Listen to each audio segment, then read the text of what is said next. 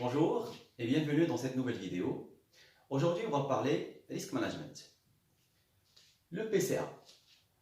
Alors, dans le cadre de la gestion de crise, le PCA, ou plan de continuité d'activité, est un document qui permet à une entreprise de fonctionner même en cas de crise majeure, quitte à ce soit en mode dégradé.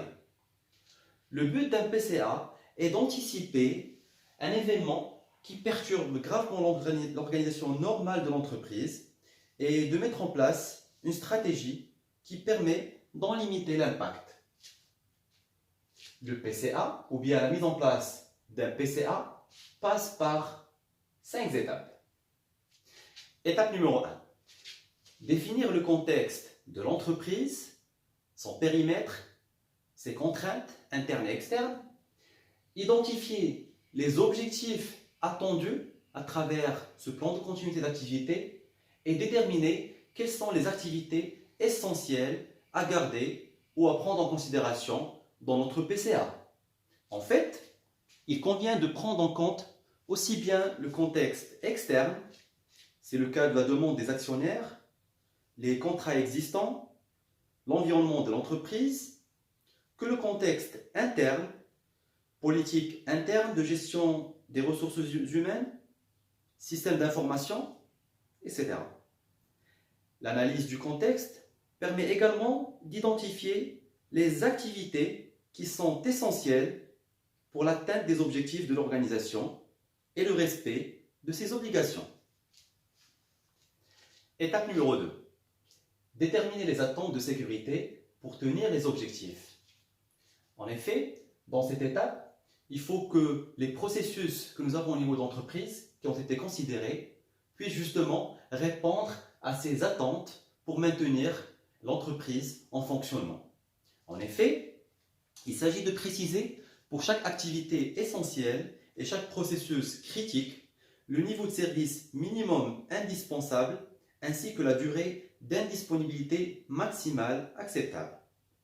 Pour maintenir le fonctionnement des processus, il faut disposer des ressources dites critiques que l'on peut classer en 5 catégories.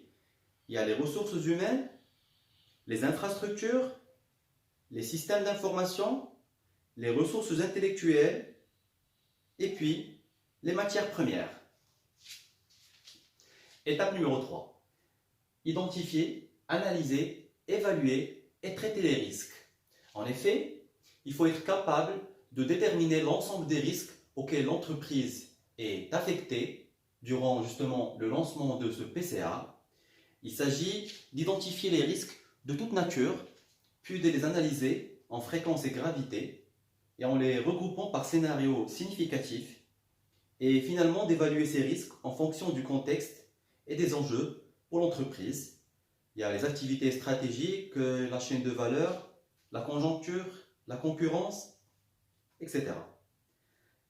Un point important pour les ressources humaines, il s'agit d'identifier les postes de travail clés pour la continuité des activités essentielles.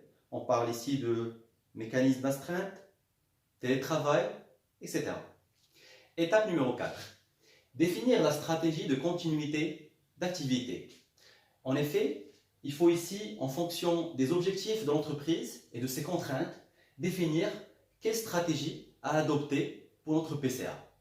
En effet, la stratégie de continuité d'activité permet de formaliser les mécanismes de fonctionnement en mode dégradé et reprise technique, d'identifier au préalable les priorités, de définir le niveau de service à restaurer et les délais associés. 5e et dernière étape, mettre en œuvre et assurer l'appropriation. En effet, dans cette étape, on peut être capable de rédiger notre PCA et de le considérer comme étant un document officiel des documents de l'entreprise. En effet, il y a lieu de rédiger le PCA qui va décrire la démarche logique ayant conduit au choix de la stratégie de continuité et la réponse aux différents scénarios de crise retenus.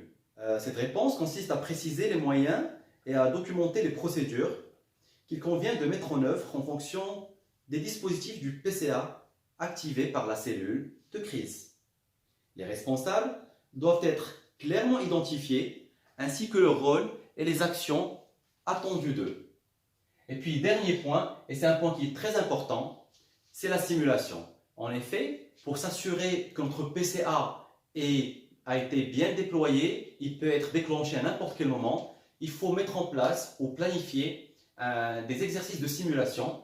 Et c'est à travers ces exercices qu'on va être en mesure de dire que, effectivement, notre personnel, nos responsables, toutes nos ressources humaines ont bien compris notre PCA et sont capables de le déployer et de l'appliquer à n'importe quel moment. J'arrive à la fin de cette vidéo. Merci pour votre intérêt. Si vous voulez voir d'autres vidéos, n'hésitez pas à vous abonner à cette chaîne YouTube. À bientôt.